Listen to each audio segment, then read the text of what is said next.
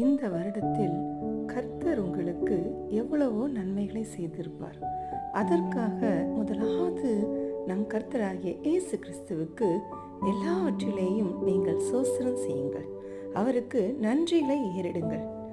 மேலும் இந்த நாட்களில் எவ்வளவோ பொல்லாங்கான காரியங்களை நீங்கள் இந்த வருடத்தில் செய்திருக்கலாம். ஆனால் இனி வருகின்ற புதிய வருடங்களில் அந்த பொல்லாங்கான காரியங்களை எல்லாம் செய்யாதபடிக்கு நீங்கள் விட்டு விலகுங்கள். உங்களுக்கே தெரியும் எவை எவை பொல்லாங்கான காரியங்கள் என்று. ஆகவேதான் எல்லாவற்றிலேயும் ஸ்தோத்திரம் செய்யுங்கள் என்றும், பொல்லாங்காய் தோன்றுகிற எல்லாவற்றையும் விட்டு விலகுங்கள் என்றும் 1 தெசலோனிக்கேயர் 5ஆம் அதிகாரம் 18-22 வசனங்களில் சொல்லி இருக்கிறது. ஆகவே கர்த்தர்